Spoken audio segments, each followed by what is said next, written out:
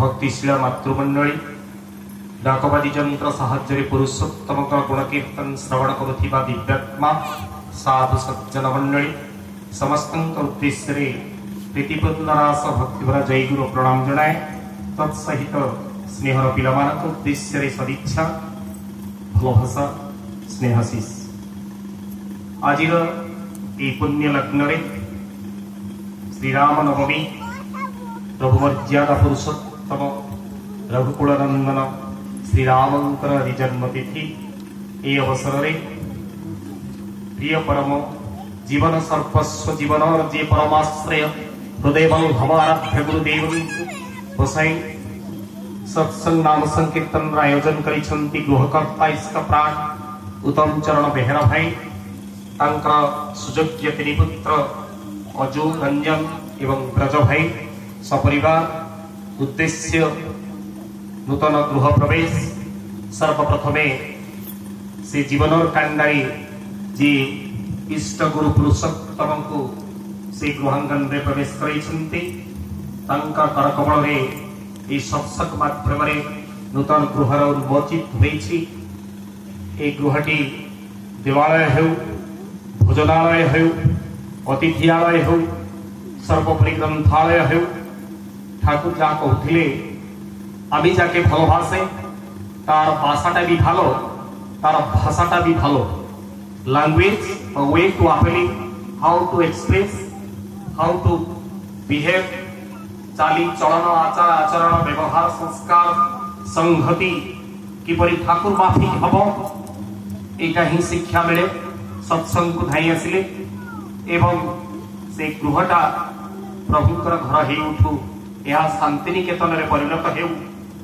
ही प्रिय परम पाखे प्रार्थना जणाइबा साथे साथे उपस्थित समस्त भक्त मंडली सार्विक मंगल प्रार्थना जनाए परम दयाल श्रीपद पंकज भक्त भगवान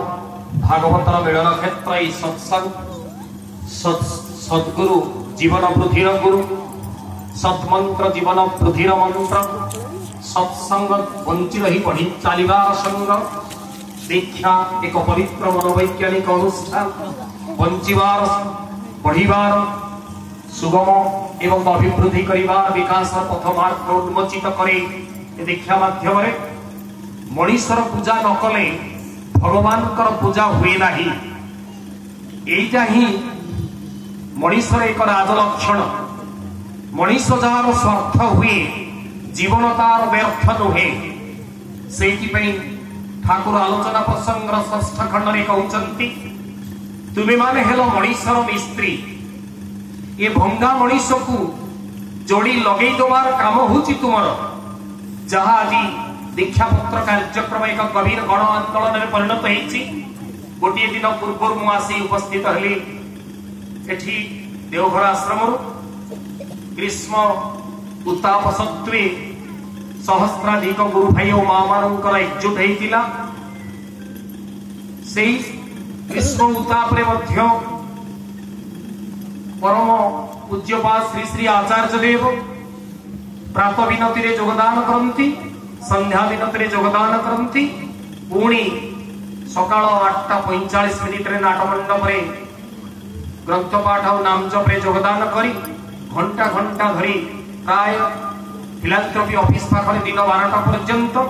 राति 11टा पर्यंत किभଳି भावरे से इष्टमुखी ही चलिबार कथा कहती इष्टानुरागी कथा कहती आममानकर मनर व्यथा को से दूर करने अहरह सुंदर भावरे व्याकुलित भावरे से मधुमंजुल स्वर आमको से निर्लिप्त नयन चाहि रही आमर से रोग शोक दुख जंत्रणा निवेदन को पोछि दवाई केवल आमे माने तांकर कथाटी को मानिबा को पड़िबो जा आज दीक्षा पत्र कार्यक्रम रे प्रत्येक द्वार द्वार रे जाई पहुंची आम माने जीवली भाव रे भाबू बा कहू बा आगरु जा चली थिला जे आम मानकर काम नुहे इष्टबुद्धि केवल संग्रह करी आनी पैठ करिबा कि सत्संग आयोजन करिबा कि मातृ सम्मेलन आयोजन करिबा कि एक बड़ उत्सव आयोजन करिबा या सत्वे से कहउछंती प्रत्येक घर को जाई प्रत्येक घर को एक मंदिर में रूपांतरित कर प्रत्येक व्यक्ति को सजाड़ी लियो तो प्रत्येक मन जेमती प्रिय परमंकर मन है उठू प्रत्येक मन जेमती प्रभुंकर मंदिर है उठू प्रत्येक आचरण जेमती प्रभुंकर परिचय सृष्टि करू प्रत्येक जीवन जेमती प्रभुंकर लीला क्षेत्र है उठू यह ही सही मनीषर स्वार्थ पाई आज घरे घरे पूरे पूरे सही डाकरा सही आह्वान आसी जहा कि कहउछंती जे प्रिय परमंकर जी जो ओली काम करूना कहीं ताकू टिकट शांति पाई आनंद पाई मंगल पाई सही रास्ता रे ओल्हेबा को हेबो आमे समस्ते से प्रिय परमंकर सुतारे गुंथा तेणु ठाकुर कहउछंती जे जेवली भावरे ए मनीषर मनटा होची गोटा बंडल ऑफ कॉम्प्लेक्स ए प्रकृतिर पुटुली कौन ना जदि प्रकृति को बांधिक्री आमे ठीक भाव रे चालू ताहले प्रकृतिमुखी है उठिबा इष्टमुखी को बात दबा तेणु प्रकृतिमुख को कटअप करी तांकु डिटाच करी तांक ठारू दूरेई नहीं आमे जदि इष्टमुखी है चालू केवल प्रत्येकम को ही जाजन मुखर होबा को पड़िबो एठी केही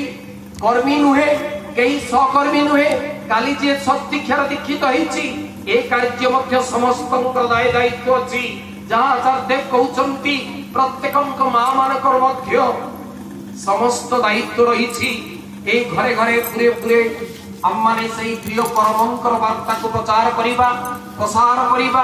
आनंद मुखर होबा एवं पुणी कहउछंती जदि इष्ट गुरु पुरुषोत्तम आचार्य